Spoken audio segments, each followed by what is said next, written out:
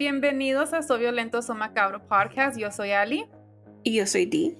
Y hoy Dee nos contará de un caso que sucedió en Bloomington, Minnesota. The disappearance of 19-year-old Yadhira Romero Martinez sent shockwaves through the town of Bloomington when she failed to return home after leaving work. Concerned by her sudden and unusual absence, her family quickly reported her missing. Surveillance footage from her workplace offered a critical clue. Yadhira was last seen getting into the passenger side of an unknown vehicle. From that moment on, she vanished without a trace, leaving her family and the authorities in a desperate search for answers. This is the tragic case of Yadhira Romero Martínez. Advertencia: la información de este caso puede ser desencadenante para algunos. Tengan en cuenta que algunos de estos casos pueden involucrar menores de edad, abuso, violación o violencia. Escuchen con precaución. Warning: the information on this case can be triggering to some. Please be advised that some of these cases may involve children, abuse, rape, and violence. Listen with caution.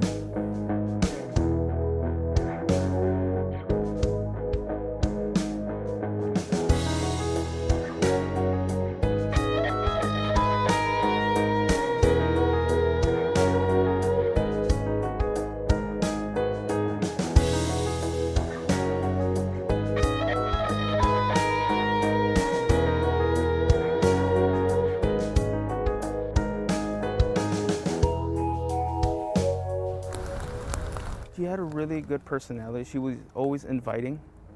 So she would always smile, say how you're doing. We didn't put two and two together because we just didn't expect it to be so sudden. La niña era como mi hija para mí. ¿Por qué? ¿Por qué? Porque es hija de mi hermana y porque la conozco desde que era una niña y sé que era una niña buena, que solo vino con una ilusión de salir adelante y de ayudar a sus papás. Se trajo a su hermanito para que estudiara y se preparara. Y al salir del trabajo alguien le robó la vida y le robó todas sus ilusiones. Pero ella era una niña buena. Y no lo digo porque sea mi sobrina. Lo digo porque así era. Ella era una buena niña. For all the news to just come in little by little and not knowing anything, it's you know, you really don't believe that this is reality. She was just a very bright kid. She had no bad bone in her body. She just wanted to support her family. Yadhira Romero Martinez was born in the U.S., but at an early age, her family had migrated back to Morelos, Mexico. Her family consisted of Yadhira, her parents, and her two younger siblings. Yadhira's cousin, June Romero, told Fox 9 News, quote, "She was just really, really bright kid. She had no bad bone in her body. She just wanted to support her family, and she was gentle, a kind soul who was working hard for her family." After living her entire life in Morelos, she decided to take the initiative to move back to the U.S. in September of 2020 in order to provide a better opportunity for herself, as well as providing financial and just regular support for her family back home. She ended up doing this trip with her younger brother in order to provide him with a better education in the U.S. When she arrived in Minneapolis, she ended up moving in with family that she had from her mother's side in a little town called Bloomington, Minnesota. Shortly after she moved here, she ended up getting a job at the local Walmart in her town. And in January of 2021, she traveled back to Morelos to celebrate her 19th birthday. And according to her family, she was just super happy. She was excited, and she was just overall just looking forward to her future in the US. According to her aunt, she had paused her studies in order to help support her brother as well as her family back home. So she clearly had a plan of what she wanted to do from the moment she got to the US. On Thursday, April 22nd, 2021, Yadhira had finished her shift at Walmart at around 4 p.m. Yadhira was last seen leaving Walmart and entering a vehicle and was never seen again. Yadhira's cousin began to worry once Yadhira didn't make it home that afternoon.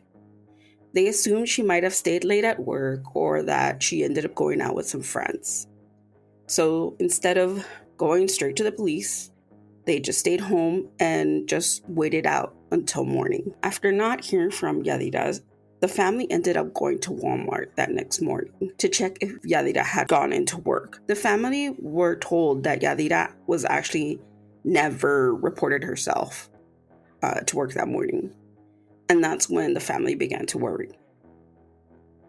They decided to go ahead and go to the Bloomington Police Department and file the missing persons report.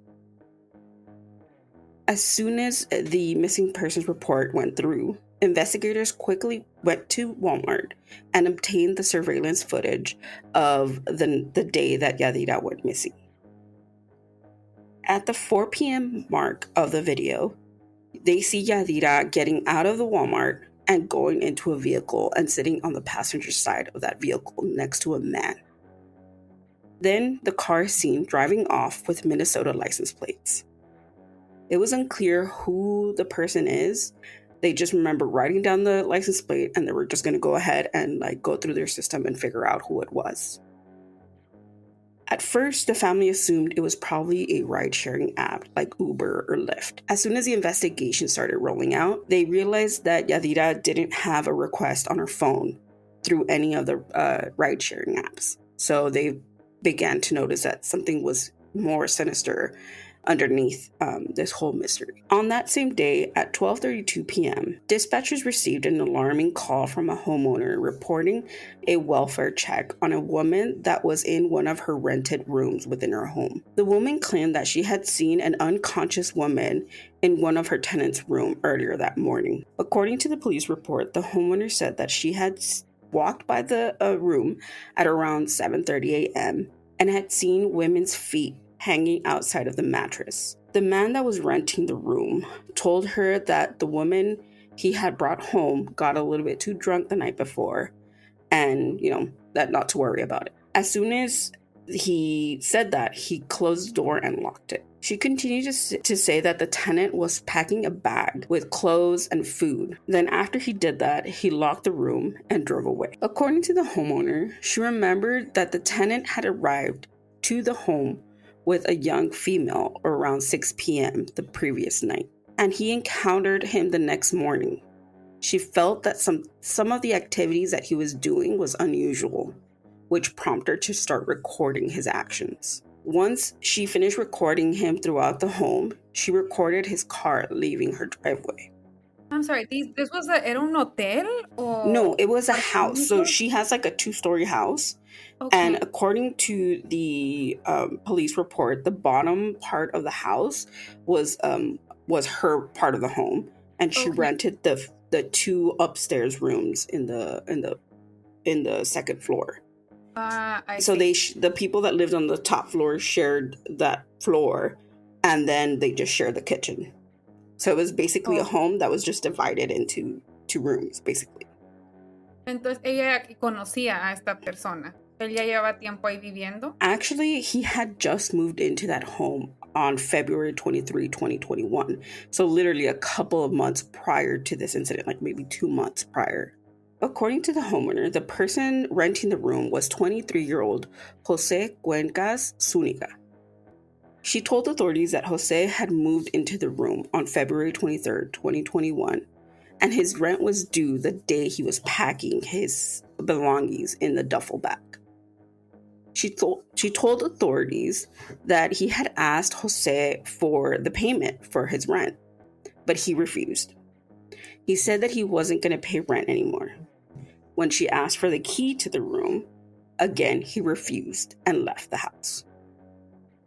The homeowner felt that something was off because of his behavior and what she had seen that morning. And around 12 p.m., she ended up going to the room and knocking on the door several times. She didn't hear any response, so she decided to call the police department for a welfare check on the girl she had seen earlier that morning. The fire department arrived to the home and made sure that they knocked the door before opening it. And once they made it into the room, they were stunned by what they found. Within that room, they found a young woman dead on a mattress with a plastic bag laying across her face, wearing only a t-shirt. She had obviously had trauma to her body, including bruises to her face and neck. The report also indicated that there had been handprints outlined with blood on both thighs, while also finding an object in the room that they believed was a weapon. Based on the report and the confirmation, it was determined that the body was of Yadhira Romero Martinez. According to the police report, there was significant quantity of blood-like substance all over the mattress. In other reports, it said that it was almost like a pool of blood. So this was just a horrific crime scene from the beginning. The autopsy report indicated that Yadhira's cause of death was homicide due to multiple traumatic injuries. According to the Minnesota Star-Tribune, a different resident from that home also reported hearing music coming from Jose's room the night before, so kind of like muffling the sound of the room. After discovering Yadhira's body, they informed the family, and the manhunt began for Jose. Minneapolis police officers obtained Jose's phone number from the homeowner, and shortly after, they were granted a search warrant for the location data related to that phone. So they began to track his phone from the moment they found out who might have been the main suspect in the murder. The location data determined that the phone was last located in Ohio that evening of the 23rd. On April 28th, Minneapolis Police Department announced that Jose Cuenca Zuniga had been arrested in Ohio and would be transferred to Minneapolis. Jose had his first court appearance on May 10th, 2021. A judge set his bail to $1 million or $750,000 with conditions. If convicted of the murder, Jose faced up to 40 years in prison. During his day in court, which was May 10th, a Spanish translator told the judge that Jose had nothing to do with the case, and he actually wanted to get deported back to Mexico. Yeah, I know. Which is kind of weird. You're just like, you're not even willing to defend yourself, but okay. All the proof, todas las pruebas go against him y dice que yo no tengo nada que ver. Exactly. Mándenme a México. Yeah, that resolves everything. Yeah. Wow. What made this case even more terrifying is that the court ended up finding records and police reports that had revealed that Jose had made prior threats and allegedly stalked other women prior to Yadhira's murder. Jennifer Ortiz told KARE 11 News that both Jose and her daughter Maya attended Bloomington Kennedy High School during the same time. Their classmates all knew him as Danny, so he didn't go by his first name, he went by Danny. And according to Jennifer, Jose would make advances at Maya at school, but she wouldn't, take the advances. She didn't want anything to do with him. According to Jennifer, he would also corner her in the hallway and would stalk her very frequently. Jennifer also told the outlet that, quote, it got a little bit more scary because she was leaving school one day and he asked if she wanted a ride. And she said no. And then he just followed her. She goes on to say that Jose would create multiple fake social media accounts and would continue to stalk Maya on social media. She continued to ignore his advances, but Jose would eventually find a way to reach out to her. Jennifer continues to tell the outlet that in summer of 2020, things escalated when Maya received a Snapchat from Jose's account, showing half of his face in front of Maya's workplace.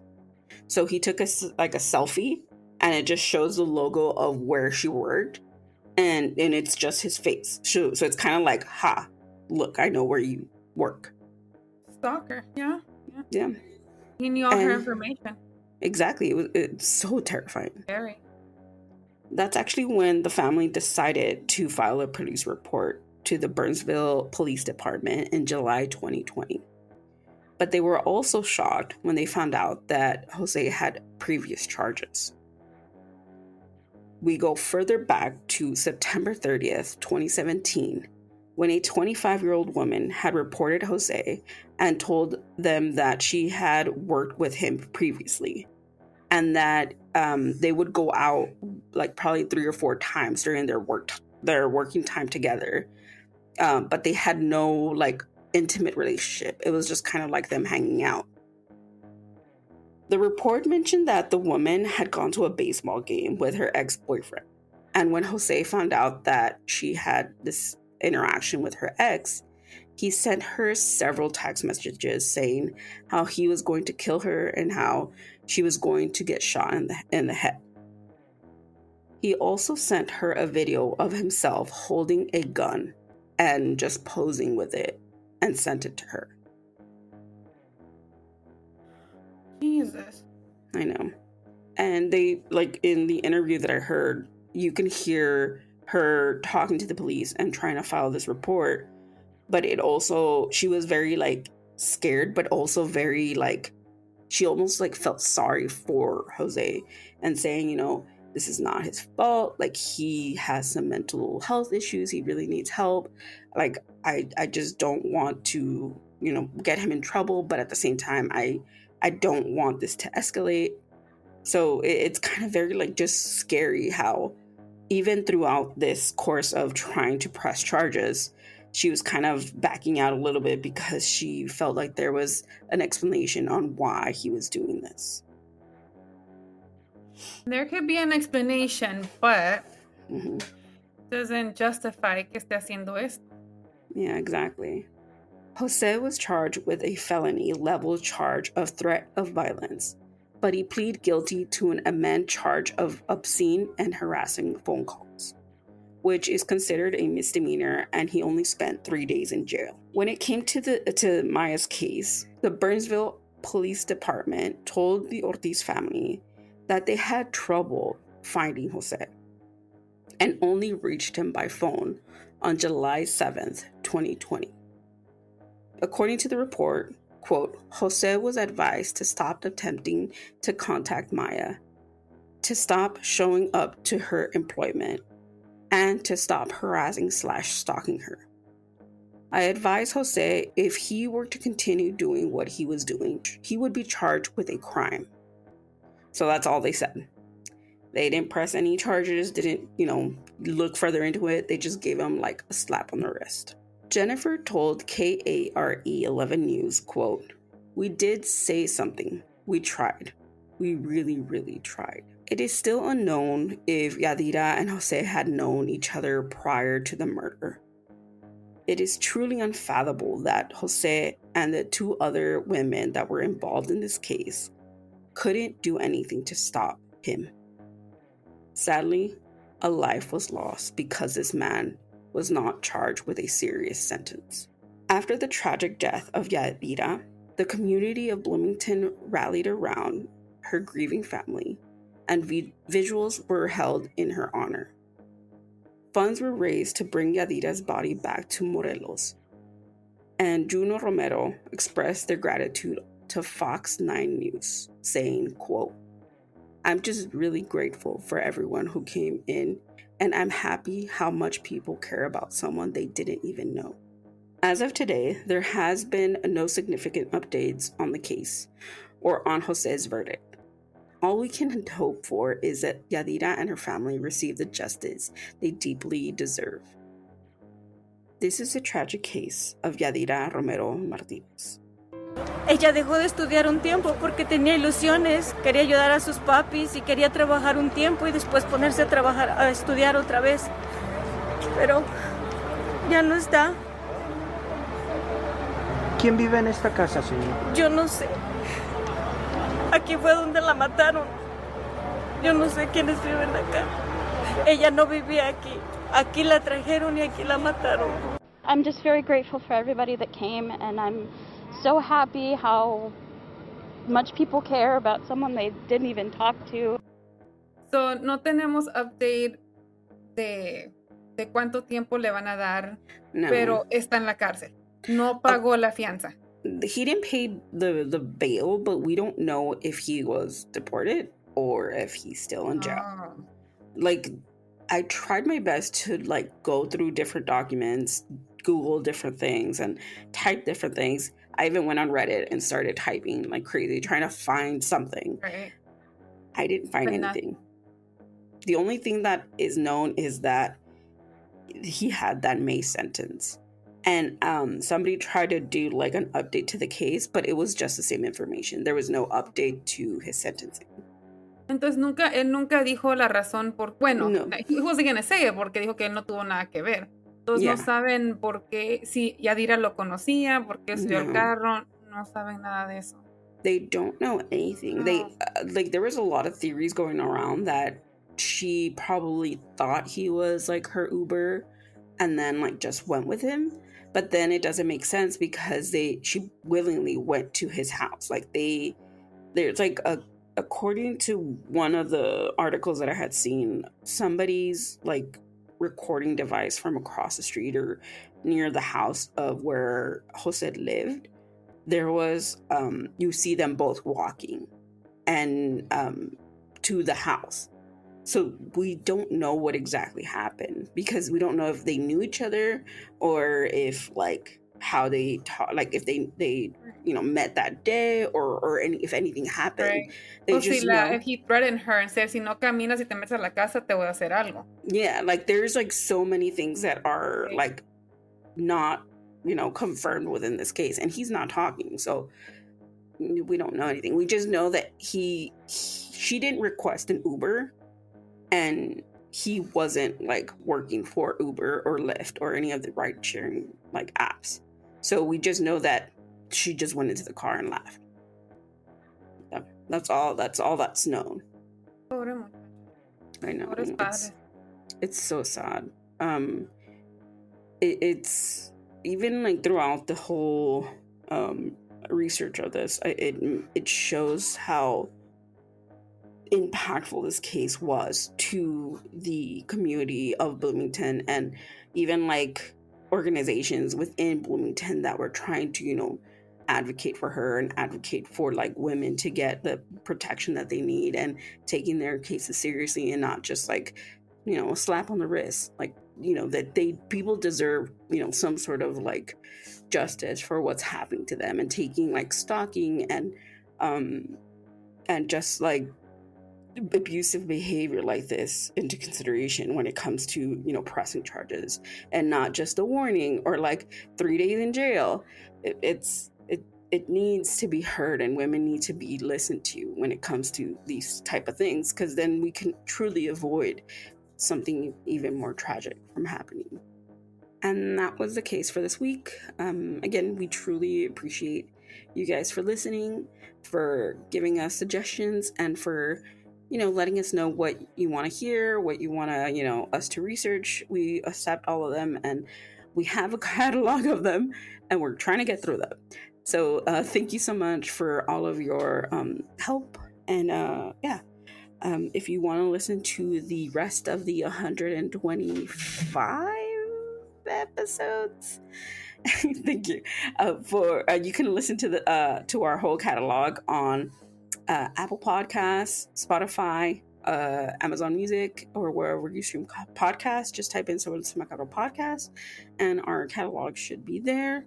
If you want to talk to us and incorporate your opinions on any of these cases, or if you have any details or any comments regarding these cases, you can submit them to our Instagram, our Threads, our Twitter, or X as it's known now, or our TikTok. Just type in at SVSM_podcast, or you can follow us on Facebook. Just type in Subiendo Podcast, and we should be the first to pop up. If you want to see the video portion of this, you can just go on YouTube and type Subiendo Podcast, and we should be there. we should be popping up with our whole like catalog. Y si sale otro podcast, let us know, because they're fakes. Because they're fake. But yeah, if you want to see this episode in full glory, just go on YouTube. We have a few of our episodes posted on there, and we try to get them up as soon as we can. And I think that's it. Yeah, I think that's it. Yeah, I don't. My head's going blank right now. It's been a busy week. But thank you so much. Yeah, thank you so much for listening. And if you haven't already, share your pet costume on our Instagram, because I need them right now. It's been a busy couple of weeks. Please send us those videos, those photos. We would really appreciate it. And yeah, we want to share them, and we want to let other people see your beautiful pets. Yeah. And if you haven't seen it, we posted our second week of costumes this week. It was the Breakfast Club. Ooh, it was really fun, and it was really hot. But overall, we did a good photo for that one. And con la ropa que traías tú puesta, yo con las botas and the long sleeve shirt, I was like, with the wig, I was like, oh my god, it's so hot. It was so hot. But it was worth it. It was worth it. And I can't wait. Picture. I know, go like our picture. I can't wait for you guys to see the rest of them. I'm still working on editing the other 3. Well, it's technically we still have 4 more. We Technically. just need to pull the last. I know, we do. It's hopefully we'll get it done soon. It happens. Crossing my fingers, we hopefully get that done soon. But until then, thank you so much for listening. Yeah. Thank you so much for following us and making this thing happen. Support means the world, and it truly does. It means a lot to the families as well, because completely agree. Their person's name is still out. It's getting out there, and people are hearing the stories. Definitely. And until next week. Next week, yeah. Yeah. We'll see you guys next week. Nos vemos la próxima semana. Adiós. Stay spooky. Woo. Stay spooky. Stay spooky.